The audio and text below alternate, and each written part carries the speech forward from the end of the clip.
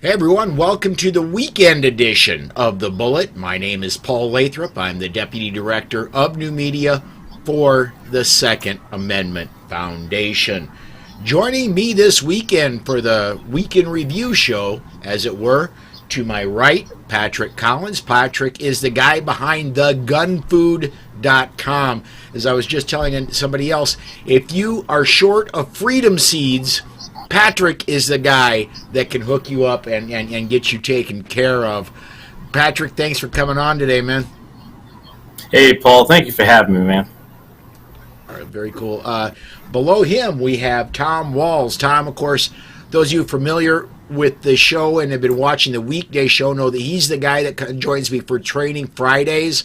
And we just did a fantastic show, I thought, yesterday that we delved through the events on Monday in Nashville, including looking at the tapes and talking about them. Tom, thank you for coming along today to talk politics. Always a pleasure, Paul. Greetings from the great Pacific Northwest. All right, and finally down below me we have Alex Ooley. Of course, Alex is the Forge of Freedom podcast, and he is an attorney from Southern Indiana, although every time I say this every time he joins us, nothing we are about to say should be considered legal advice. That Alex cannot do that over the air and shouldn't. But anyway, if you need legal advice, get legal advice from somebody who's licensed in your jurisdiction. So, gentlemen, let's go ahead and get started. Before we do that, I didn't do my other normal shtick. If you're watching us on the Polite Society Podcast Facebook page or YouTube channel, you can comment on those videos, and we'll get those videos or get those comments up. We'll discuss them on the air. If you're watching us anywhere else, go to Twitter, tweet with the hashtag #TheBullet. We'll get those comments as well, get them on the air. If you comment on OpsLens, if you comment on Getter, on Rumble, we will not see those comments.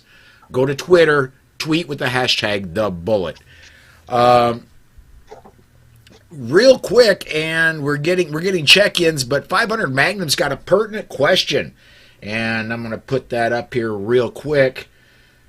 500 Magnum wants to know, what kind of rifle is that behind you, Tom? The picture is too small to tell. Whoops, I've hit the wrong button. There we go. Oh, Patrick got a lot of rifles. The one just over your shoulder. Yeah, by the flag. That's a Remington rolling block. That particular model was made about 1868. Okay. 4550. All right, I've got to close this up.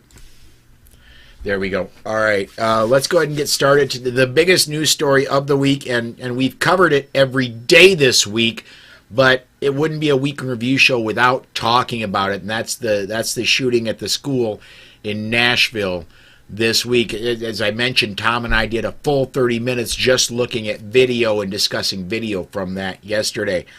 Nothing new has come out. I was expecting at some point to see a manifesto.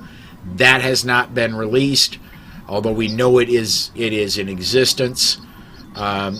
Gentlemen, I'm going to start with you, Patrick. Any thoughts from you on what's happened in Nashville that maybe we haven't covered yet?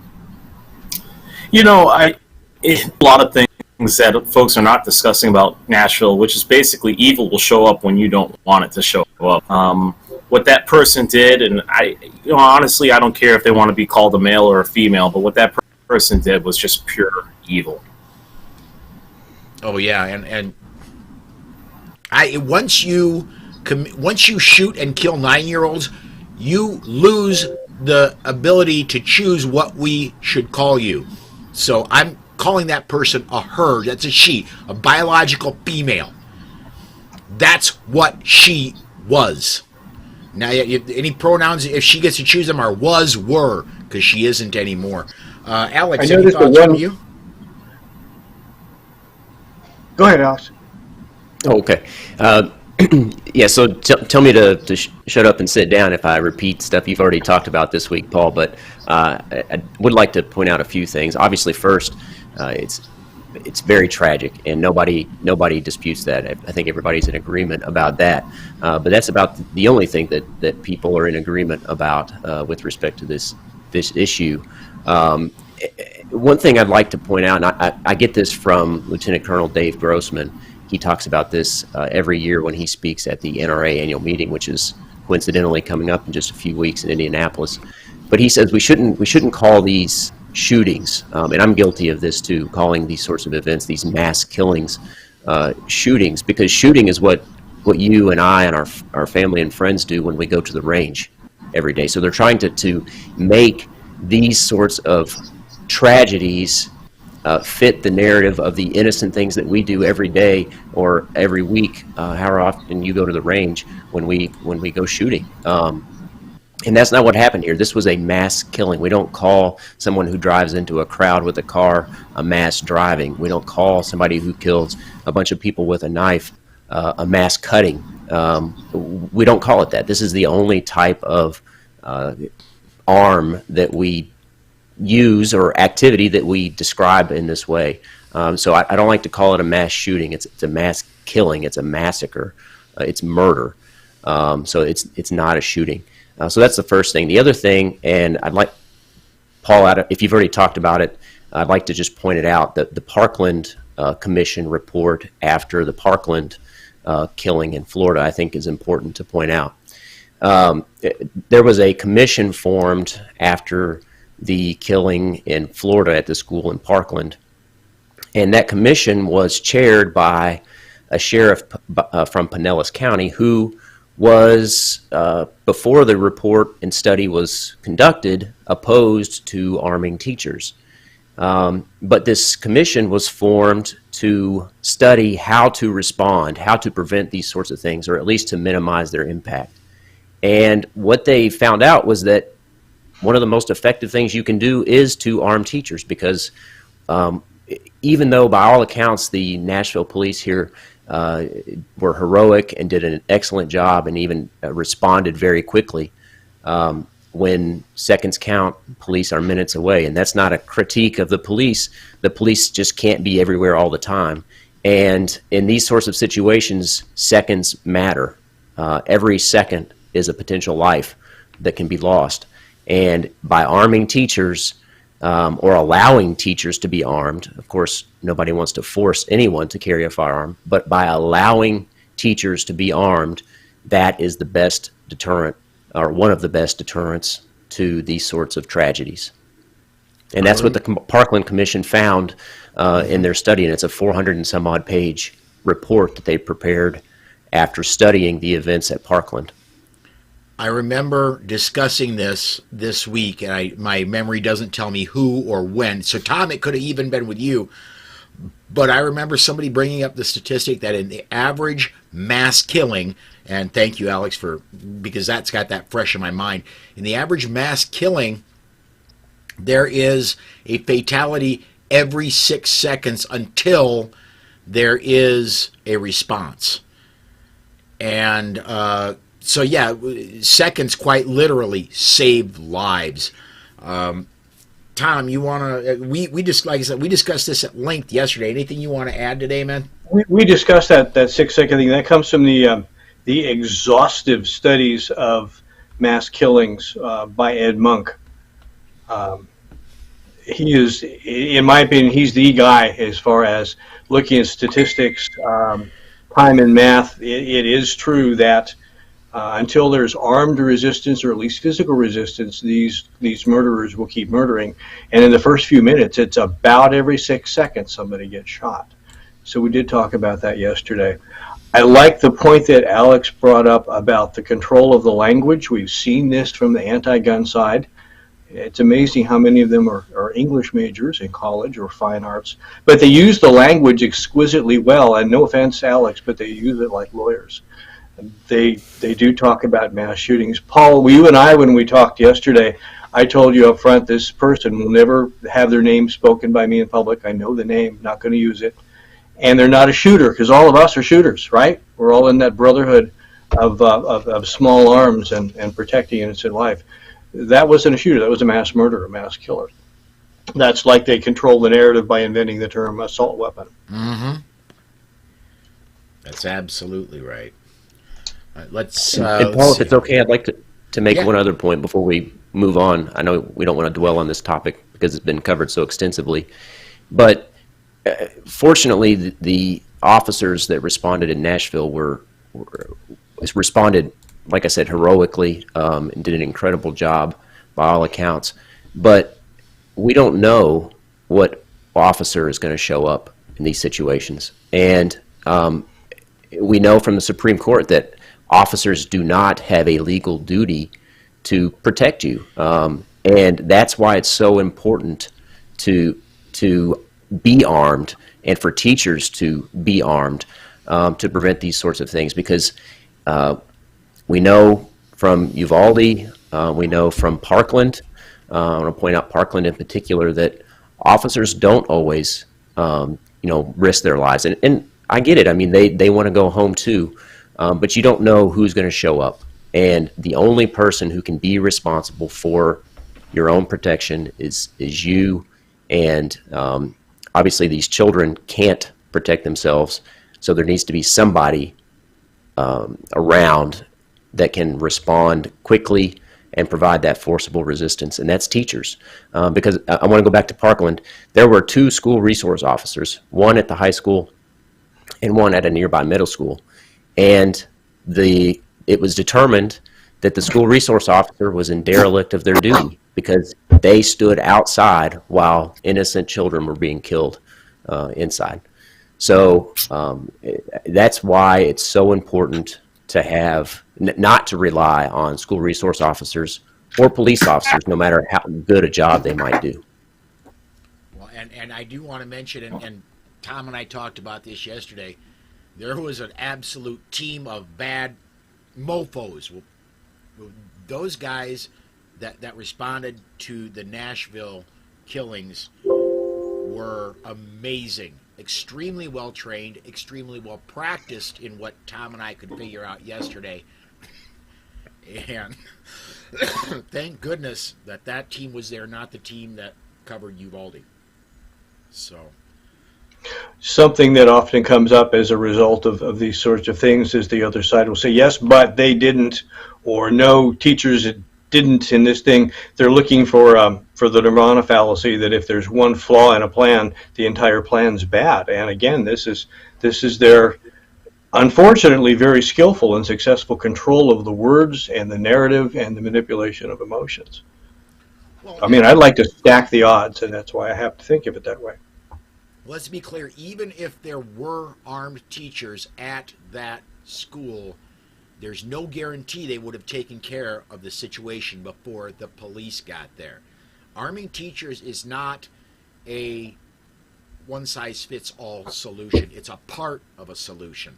There's no guarantee that a teacher that's armed would have stopped that before there were any killings, or before there were. For all we know, one of the teachers was armed, and they were one of the adults that were killed. Maybe they were trying to respond and were killed in the process of responding. Who knows? And arming teachers is not a be-all, end-all. It is a good start. Let's get some comments here. 500 Magnum says what she should be called is Satan because she was pure evil, honestly. And also commented that Patrick has a fantastic collection behind him as well. Yes, you do, sir. Yeah, Paul, you and I need to get with the game here. I quite often, I've seen it in a couple different people that have been on the air with me. There are people that have a background when they use a green screen of a arms room, and I do mean that quite literally. There are 3 walls surrounding them filled with arms of all types, somewhat like the what is that movie with Keanu Reeves? Not the John Wick one. The Matrix. The Matrix, yeah, somewhat like the Matrix, where there's just guns everywhere. I've seen that in people using that when they use green screens. I try to calm myself down because I get kind of excited, so I have a nice back behind me. I have a nice view from the U.S. Virgin Islands. This is just Brown Coat Manor. I'm being told my volume My volume is a little low. That might help. Much better. Perfect. All right, Yeah. let's go ahead and move on to the other news of the week. This one, SAF release, and I've got two things I'm going to discuss on this. I want to discuss on this one. The SAF release from Bellevue, Washington.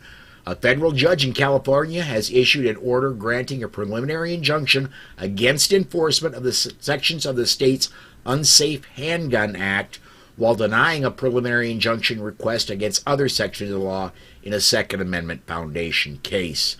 However, Chief Judge Dana M. Sabraw of the U.S. District Court for the Southern District of California also stayed the ruling pending an appeal of further hearing on the matter, whichever occurs first. A telephone conference is scheduled April 14th, at which time some parties shall advise the court of how they wish to proceed.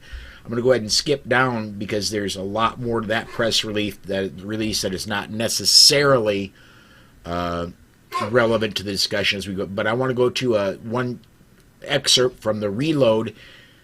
One of California's most aggressive gun restrictions didn't fare well this week, though. While the state has decided to appeal the decision against its Unsafe Handgun Acts, it explicitly did not ask for its microstamping requirement to remain in effect during that appeal. That's a significant signal the state doesn't expect it will be able to convince even the Ninth Circuit of that restriction's viability. It looks, guys, like microstamping is going to die a horrible death, and it can't come too soon. Anybody want to comment on that one first? Yeah, sure. I'll jump in here. I think it's asinine that think that we can somehow control the behavior of evil people, limiting some type of firearms. I mean, firearms for the most part are all designed to do the same thing. Whether it's a pistol, rifle, shotgun, whether it has 8 rounds in it, 30 rounds in it, or a 100-round drum, they're all designed to do the same thing. So, for them to think that they can legislate the bad behaviors of some by restricting it is just a thought. It's almost like we're going to stop people from going places by taking oxygen away. It's not feasible. People will figure out a way. Yeah, and specifically the microstamping. Look, it doesn't work. It doesn't work now, and Amanda Suffolcool. Oh, by the way, I should have mentioned at the top of the show, congratulations to Amanda Suffolcool for being elected to the NRA Board of Directors. She officially takes her position on April the 17th.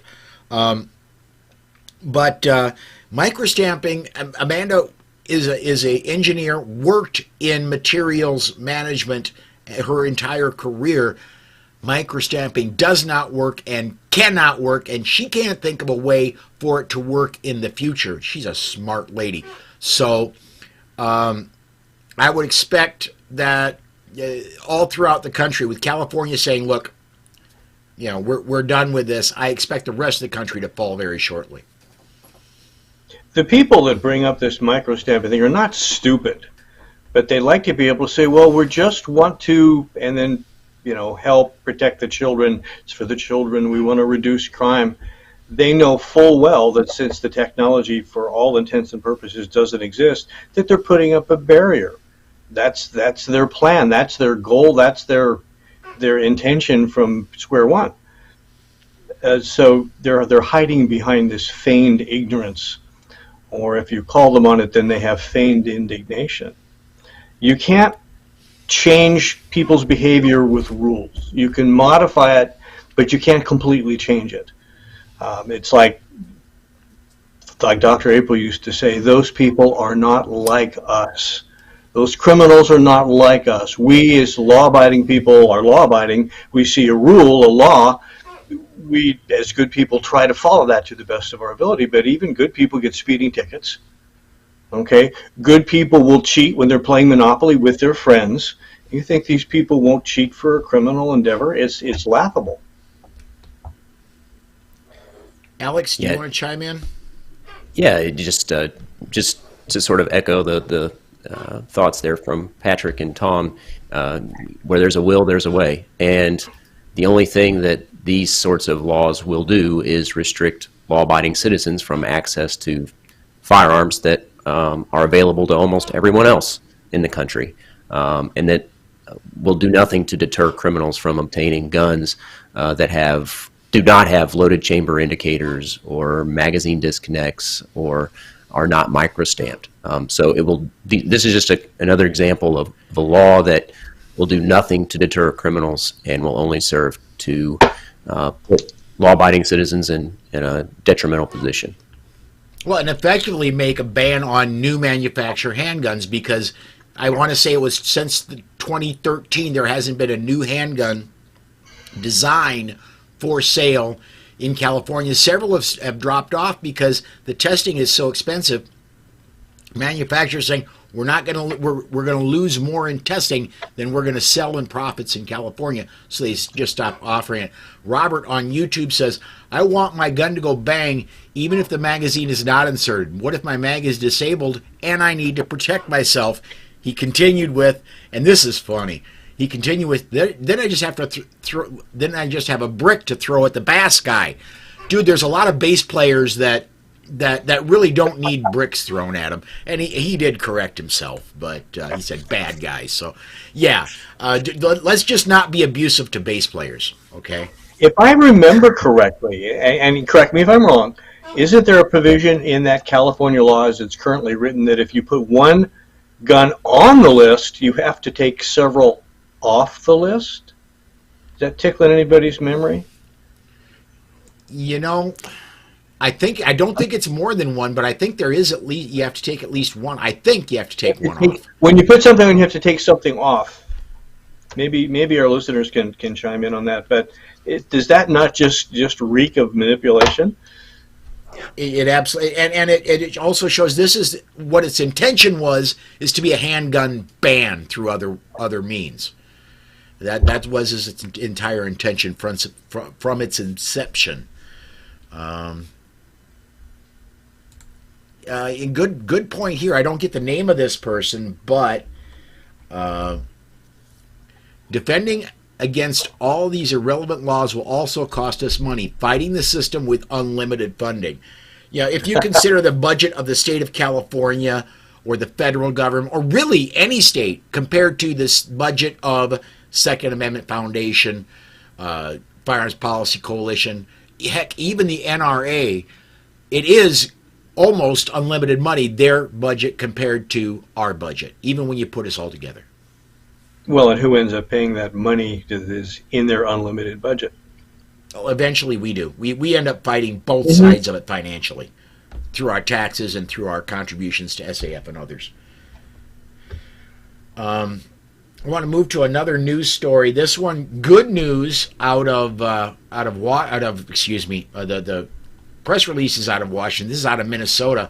A federal judge in Minnesota on Friday struck down a state restriction limiting handgun carry permits to those over the age of 21.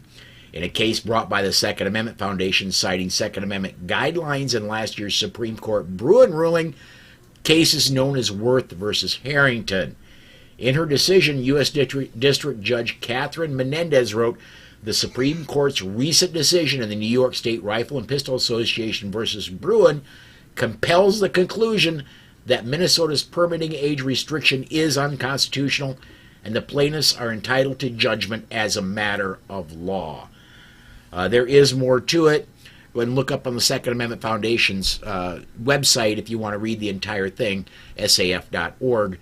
But the Bruin, again, guys, the gift that keeps on giving. Now if you're 18, 19, or 20 years old in Minnesota, you can get a carry permit. I'm going to start backwards. I'm going to start with Tom. What's your thoughts to start with, man? Constitutionally, I think it's the right idea. Unfortunately, the expected response will be about 18-year-olds aren't mature enough, their brains don't mature, and I can actually see that point of view. I think the solution as a society isn't that we make better laws for that. I think we need to make better 18-year-olds. When I was in 5th grade in a large metropolitan school in the Mid-Atlantic area, I took 2 shotguns to school. It was show and tell. No worries. Teacher kept them by her desk because my locker wasn't big enough. That was a long time ago. Attitudes have changed, and we have a different culture now. I think we need to make better people as well as making better rules. Yeah, agreed on that. Alex, you're next, man. What's your thoughts on Yeah, I the think Minnesota one? this decision, I think, is certainly correct in its conclusion. There's no historical tradition that supports the conclusion that 18 to 20-year-olds are not part of the people. That's part of the Second Amendment right to keep and bear arms. So I think this is clearly the right decision in light of Bruin, in light of the historical tradition. And to Tom's point, I think he's right. We do need to put more emphasis on raising responsible adults. And we've talked about this in past episodes about the Eddie Eagle program and how to educate children, how to teach them to be responsible with firearms. And of course, the Eddie Eagle program is demonized by those who are anti-gun as an indoctrination program for the NRA. But all it's doing is teaching children to be safe around firearms and to be responsible. And there's sort of been this dereliction of responsibility in society. And we want to cultivate responsibility, not teach kids that there is no responsibility. So I agree with Tom. But laws don't fix that. You know, there needs to be a societal change, a cultural change about how to raise responsible adults. Amen. Restream, we got a comment from a Facebook group. Yeah. Deer hunting in the 70s. After school, we had rifles in our cars. Yeah, just Did that.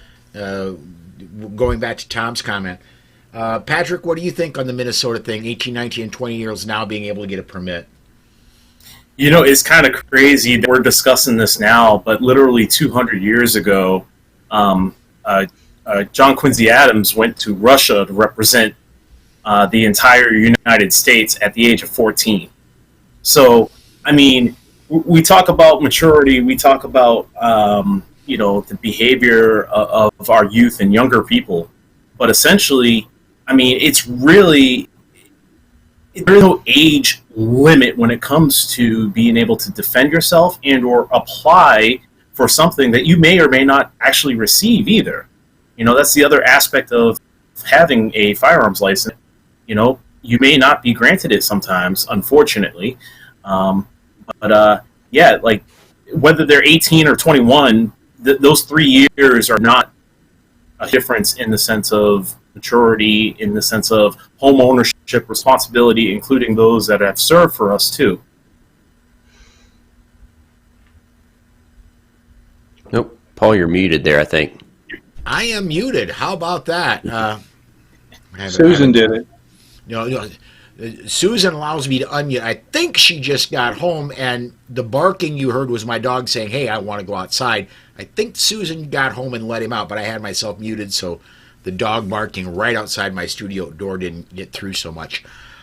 Anyway, California, other states are pushing and pushing and pushing for young people to get be able to change their sex without parental permission, and yet then and that's a truly life-changing decision, and yet they don't want people to carry firearms until they're 21. Well, soon it'll be 25, and then you're not really totally grown up until you're in your 30s.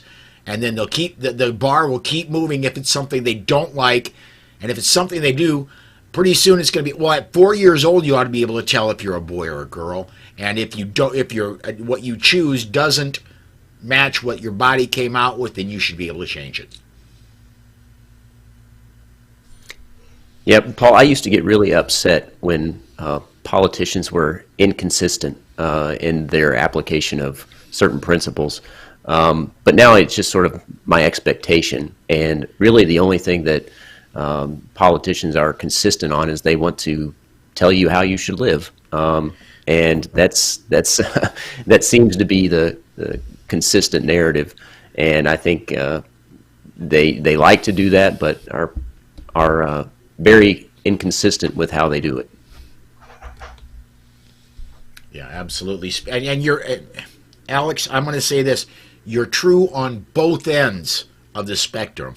Both liberals and conservatives want to tell the general public how to live. The liberals want to tell you you can't have guns, you can't have your own money, you can't do this. Republicans, you can't put that in your body. You can't sleep with that. You can't. It's true on both sides. I just happen to agree with conservatives more than liberals myself. So let's go to another good news story. Florida legislature finally passes permitless concealed carry. They've been trying for the past at least 3 years. This year it got done. It's on its way to DeSantis' desk. This is from a Cam Edwards story over on Bearing Arms. Permitless carry cleared its last legislative hurdle and will soon be on Florida Governor Ron DeSantis' desk after the Senate voted 27-13 on Thursday to approve HB 543. While gun owners failed to amend the bill to include open carry, Democrats were also unsuccessful at watering down the legislation during the Senate debate, including on Wednesday's evening's second reading of the bill, when multiple amendments were rejected by the Republican majority. Again, there's a lot more to it. Go to Bearing Arms and look for Cam Edwards' story. Guys, here's my question. I'm going to start with you, Patrick. Florida's going to get permitless concealed carry. Do we call that constitutional carry, and do we give them number 26 in the lineup of states that has what most people call constitutional carry? I call permitless carry. What do you think, man? Are they number 26, or do they need to get open carry to be there? I think Florida is a great state. I mean, they're just south of Lee and Georgia here. I think we can call it permitless carry. However, what they really need to do is fight for that open carry portion of the limitations. Because, Florida, you got to admit, Florida has a lot of stuff happening in that state. They have a lot of tourists there, but they have a lot of people that come from other states. I think it's like 94% of the visitors to Florida are from other United States. And as most of us know, California has a mass exodus because of their rules, laws, restrictions, and also high rate of crime. But Florida is like basically our last stronghold in the 2A world, as far as fighting for the rights of a major state that's represented. All right. Tom, I'm going to go to you next. Does Florida get number 26, or do they have to have open carry to get number 26? I would give them number 26 for two reasons. They were not permitted to carry concealed there without a permit, a permission slip from the government to practice a fundamental enumerated constitutional right. That's going away, so that's a win. Secondly, there is a provision in Florida law that says you can carry openly if you're fishing. And a lot of First Amendment, Second Amendment auditors will get themselves on YouTube baiting the police to do that. But yeah, I would give them 26 on that. All right, Alex, 26 or not for you? I think 26, and I want to sort of applaud the politicians here in Florida, because it seems like they're not letting the tragedy in Nashville deter this moving forward. In Indiana, Republicans here, and this goes to your point earlier, Paul, about Republicans or conservatives who are not always consistent in their application of principles. But in Indiana, there have been several occasions where Republicans have gotten cold feet in the wake of tragedy. But the tragedy demonstrates how important these fundamental individual rights are. And I think Florida eventually is number 26. So that's my hope anyway. Maybe that's optimistic thinking, but I think 26. Well, and I'm going to jump around a little bit. Lower in the lineup of stories. Matter of fact, it's just one story lower. But I just had a conversation with John Anderson of the Get Off My Lawn podcast this morning. He's also the media director for Nebraska Firearms Owners Association, and they are very close themselves to getting permitless carry, open or concealed, in Nebraska. Their unicameral, they only have one house there. Their unicameral cleared the second of 3 debate series for getting that bill to the governor's desk this week. Hopefully the third is going to be coming up very soon, this coming week. The governor could get that as early as the middle of April, and the legislature's not sent him any bills yet.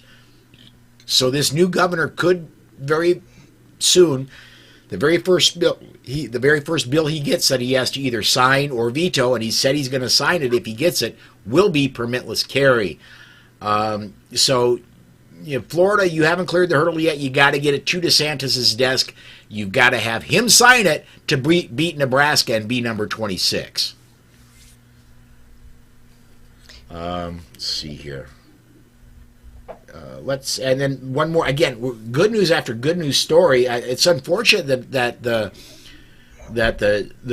week has been so filled with news about Nashville, but pistol purchase permit in North Carolina early in the week on Wednesday, I want to say it was either Tuesday or Wednesday.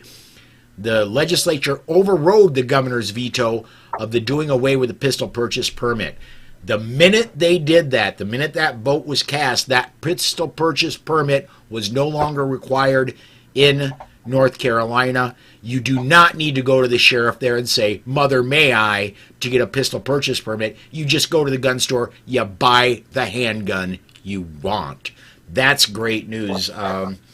Great news there. Just more good news off the top of more good news. Anybody want to comment about North Carolina? Yeah, I think the Second Amendment protects, as we all know, an individual right to keep and bear arms. It doesn't give us that right, but it also sort of assumes the right to acquire firearms. And a right is not a right if you have to get permission to exercise it. You have to get a license or a permit. And I think this recent development in North Carolina recognizes that by removing the requirement to obtain a permit to purchase a firearm. So great news in North Carolina for sure. All right, Patrick or Tom, do you guys want to chime in? It's definitely great news for North Carolina. By states that you can essentially pretty much do what you need to do to maintain a good lifestyle. South Carolina just came across, and now they're allowing open carry there. Georgia, for instance, we're pretty much a stronghold down here. To see that in North Carolina that you don't have to ask to buy a firearm. So that's great news for them. All right, Tom, you're the last one. Just to purchase a firearm, assuming it's from an FFL, as we all know, we've got to fill out that Form 4473 for the ATF to do the background check, and I'm questioning what the purpose of having the sheriff sign off on that. I think at least they would do the same background check, and in addition, and I'm not real clear on that law that's just been struck down, do they have some discretionary power as well? Like, well, this person has no criminal background and there's no reason for it, but I just don't think it's a good idea, and do that. Some politically or misguided attempt at protecting the public from something unseen. That we always hear the dire warnings of there's going to be blood in the streets every time a state loosens up some type of gun regulation. Certainly any carry situation, the blood in the street things, the Wild West shootouts on Main Street never happens. So I'm wondering if this isn't an education piece also on our part, that we tell people this is what you have to go through to actually purchase a gun. When my wife was writing for the gun magazines and she'd get writer samples, she filled out a lot of 4473s just for loaners. I don't think the non-gun gun buying public understands the actual process when they say it's so easy, anybody can get one. It's easier than buying healthy fruit for your kid.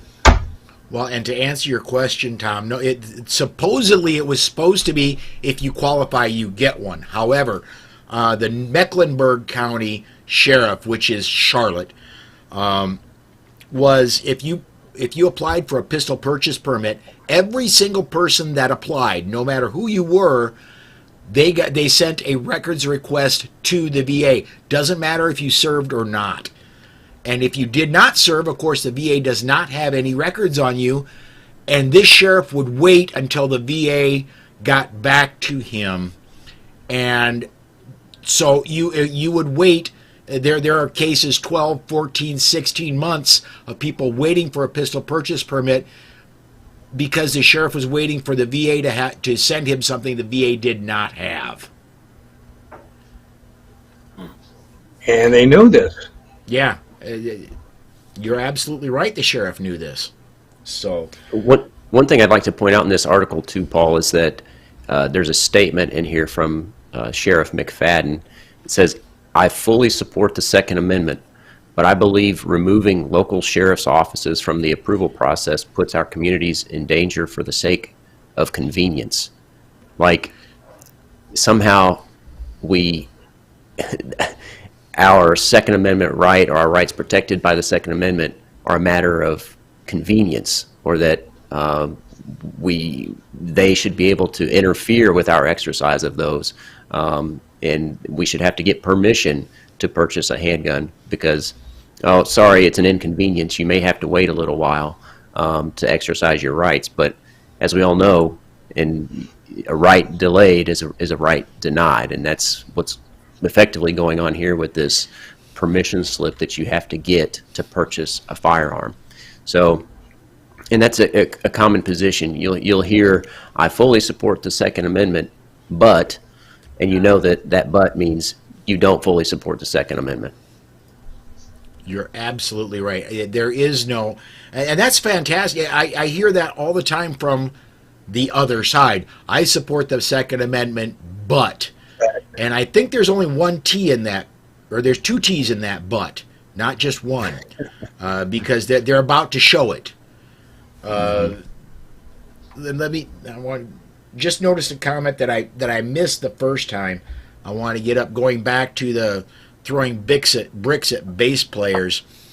And Simon says, Train commented, "I don't know about the bass guy, but the piccolo player is a mother." Rest in peace, comedian Robin Harris. That was one of his funniest jokes. Hey, Simon, it's good to have you tune in, man. I need to get Simon on here for one of these in the near future. He used to be here all the time, and he and I just didn't. We somehow our connection hasn't been as consistent as it used to be lately. I need to get him booked onto a weekend bullet here very soon. He's always got great commentary. Let's go ahead. One little bit of not so great news. Delaware. This one showed up. Delaware's assault weapons ban and magazine capacity limit can remain in place according to a ruling handed down on Monday. Federal District Judge Richard G. Andrews, an Obama appointee, found the state's ban on AK-15s, AK-47s, and similar firearms is consistent with the Second Amendment. He ruled the same way on the state's ban on large-capacity magazines, which the state defined as any magazine that holds more than 17 rounds of ammunition. He decided the bans were constitutional despite finding that guns and magazines they target are in common use for self-defense. I'm going to go ahead and set this one down here. And Alex, I'm going to lean on you a little bit. This is one judge that apparently has not read Bruin very carefully. Were you able to look into this one at all, and what are your thoughts? Yeah, so the judge actually cites Bruin, interestingly, and the common use test, but then sort of goes AWOL in the opinion. And what's interesting is that, well, first off, I'll say, luckily, this bad news should be temporary bad news. I don't think that this ruling will stand. Hopefully it gets disposed of relatively quickly, but the court systems often move quite slowly. So the good news is it should get overturned eventually, but who knows when. But we know from Heller that the Second Amendment protects an individual right, that it protects those arms that are in common use, and clearly AR-15s and these other devices, what they call large capacity magazines, which are simply standard capacity magazines, and AK-47s, these are all arms that are in common use. In Caetano, Supreme Court decision said that it was about stun guns, that 200,000 was stun guns in the hands of citizens was in common use. So clearly these other arms referenced in this decision are in common use, and in fact the judge says they're in common use, but is nevertheless, this restriction is nevertheless consistent with the Second Amendment. And I just don't think there's any text history or tradition, as we know is the standard from Bruin, to support this restriction on these types of arms. And Alex, the common use, that, if I'm clear in my thinking, that does not come from Bruin, that comes from Heller. Am I right there? That's an older decision and had more time for judges to pick through and understand. The common use comes from the Heller decision, which is 14 years old now. That's right. Yeah, it comes from Heller, and it was sort of analyzed more extensively in Caetano, which was the case about stun guns. So I think clearly the judge gets this wrong, and like I said, the bad news should be short-lived on this one. All right. Patrick or Tom, you want to comment on Delaware? Yeah. I mean, Delaware has the 5th highest gun rate. According to, I actually, when I did a little research on this article here, according to Everytown, it has the 5th highest gun violence rate. And of course, gun violence is just violence. It just happens to be a tool.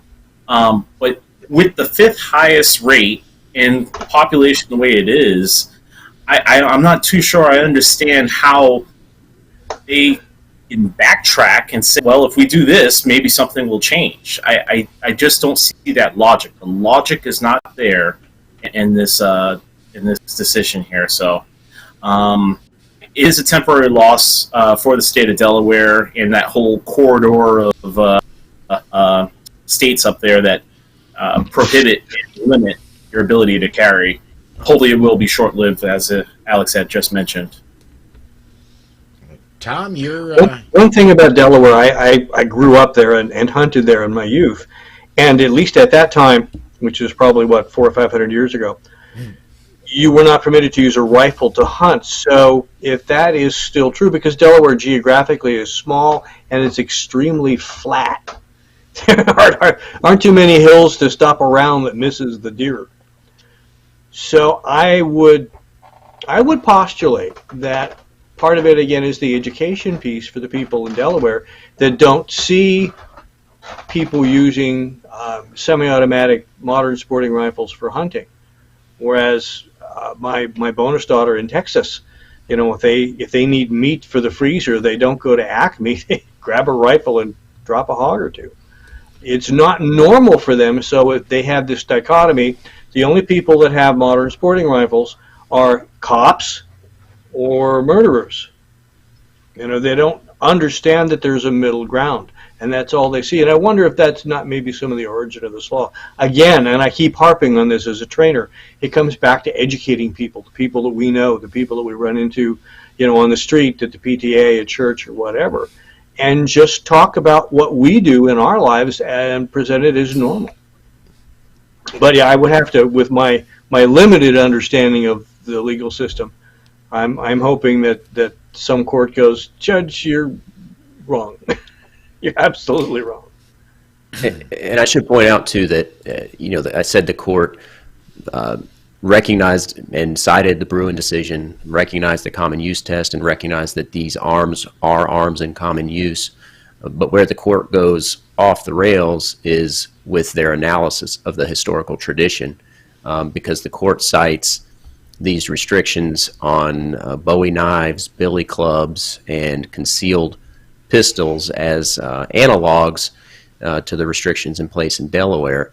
But these are laws from the late 19th century and early 20th century, which is not the period of history that we look to analyze the historical tradition. We look to the time of the founding, the time of the adoption of the Second Amendment for analogs with current laws or current restrictions. So, and I think that the Supreme Court has made that clear in gun cases, but also in other cases. What period of history do we look to when we are analyzing these sorts of restrictions? And it's the time of the founding. Yeah, Patrick, you were smiling there for a minute. Yeah, no, I was just thinking about how long will this actually last? There are so many that are against the common citizen owning firearms and or owning something that most people use, including myself, to defend ourselves or have the ability to defend ourselves if the need comes to rise. And it's just to see these states like California, whereas the New Yorks, even though New York is now starting to slowly change, it's interesting to see how these states think that these laws are going to prevent something happening. I get to a comment here. Roderick on the Facebook side says, growing up in free Indiana, I'm fascinated with the crazy laws in other states. Roderick, I'm going to burst your bubble a little bit. Indiana was late to the constitutional carry and almost did not get constitutional carry. They're late to that bandwagon. Yeah, they're okay. I would say they're middle of the pack in Second Amendment rights, comparing all the states. Maybe towards the top third, but they're certainly not the most free state in the nation. Get a couple more comments in here. I'd actually like to point this out because it's interesting. It's not necessarily gun related, but it's partially gun related. I'm blanking on the name of the organization. I know it's available through the Cato Institute, but there's an economic freedom index as well as a freedom in the 50 states ranking. And I think it's by the Cato Institute, but I could be mistaken about that. But it's definitely available through their website.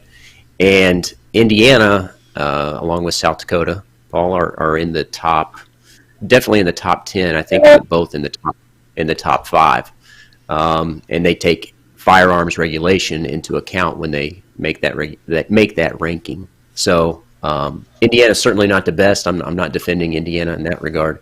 With respect to firearms, but quite good overall.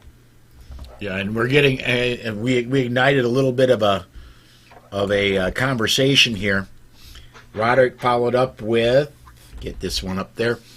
We did have shall issue in 1977, and that was before Florida. That was 20 years before Florida, and. Get the right one up here. Pete over at Gun Website says Indiana had a lifetime CCW for like $150 since before many states even had CCW. Indiana is a gun state, in my opinion. Gun Website says. Maybe you know what? I'm going to say I probably overstated, but I'm still going to say states like Idaho, my own home state of South Dakota, Oklahoma, Kansas are in the very highest echelon of freedom for firearms rights. Let's see here. I want to go back a little bit. 500 Magnum says there is no but. You either support it completely or you don't believe it at all. And then get to another comment with Simon says, Train, I mentioned on the air that I wanted to get him on in the near future. And he said, as long as I'm not on with that Patrick guy, just joking, he's good people. So, yeah. Anybody who sells gun food is good people. Yes, absolutely. Yes. Well, we are right up getting towards the top of the hour, so I really think we do need to start the process of closing this thing down. Patrick, I do want to start with you. and Alex just mentioned it, but thegunfood.com. Tell everybody what that is, and if they need some freedom seeds, they should look to you, man. Yes, absolutely. So everybody, I am Patrick Collins from thegunfood.com. We sell ammunition. We ship everything that's listed on our website is in stock, ready to go at the door the next business day, essentially. But hit us up. We have everything, and if you don't see something listed, it's probably because we try to keep our website nice and simple. So if you're looking for that 410 Magnum 4-inch round, I'm just making something up right now, but you might be able to get it for you. So look us up, hit us up, and order ammo. All right, so you can get a hold of that 4570 government that's missing in my wall over there. Yes, actually, we can. All right, let's go, Tom. Let's talk with you a little bit. Firearms Academy of Seattle. If you would plug that and any upcoming classes that you want to mention, man. No, I won't. But first, I want to say happy birthday to my bonus grandson, Bo, in one of our free states down south. Yes.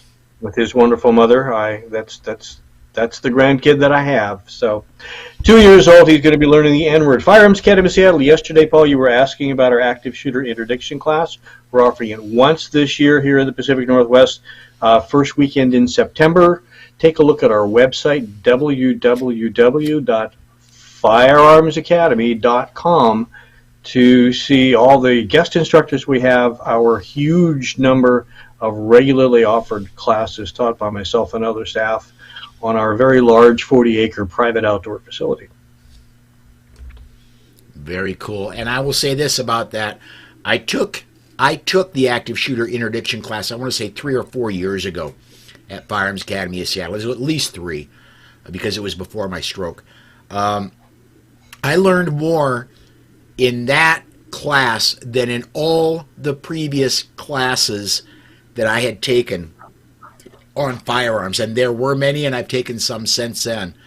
But the practical experience you get in that class, you will know for sure, can I make that 30-yard headshot with the equipment I use and my skill level? Can I do this? Can I shoot a moving target while I am moving? Not as easy as you think. You will find that out if you attend that class. So, and that's, again, Firearms Academy of Seattle, firearmsacademy.com, right? Right. Okay. Alex, Forge of Freedom podcast. Also plug a little bit of your training if you would. Sure. And one thing I'd like to mention first, just real quickly, we were talking about AR-15. I'd like to plug a book by Stephen Hallbrook, America's Rifle, The Case for the AR-15. It's a great book. He's an attorney. He's a historian. He talks a lot about Supreme Court precedent and the AR-15, and really gets into a lot of the history and the legal aspects supporting the case for the AR-15. So I wanted to mention that. But I also started a podcast at the beginning of this year, The Forge of Freedom. Obviously, I care about our right to keep and bear arms, but that's not my only passion. I care about freedom more generally. And I talk about lots of topics on the podcast, including the Second Amendment, but also talk about other issues. I have an episode about jury nullification, about qualified immunity, about civil asset forfeiture, but also about the Second Amendment, about the last two were Castle Doctrine and Stand Your Ground. So if that's something that might appeal to you, you can check that out on YouTube, Rumble, or all the most popular podcast streaming platforms. We also have a firearms training business here in Southern Indiana. We teach basic handgun courses. We also have a 5-hour legal seminar about the legal concepts that we think people need to know if they choose to exercise their rights and take on that responsibility. Because with great responsibility, or great power comes great responsibility. So my dad and I teach that. We're both attorneys. We're both firearms instructors. And in fact, we're teaching one tomorrow from 1 o'clock to 6 o'clock.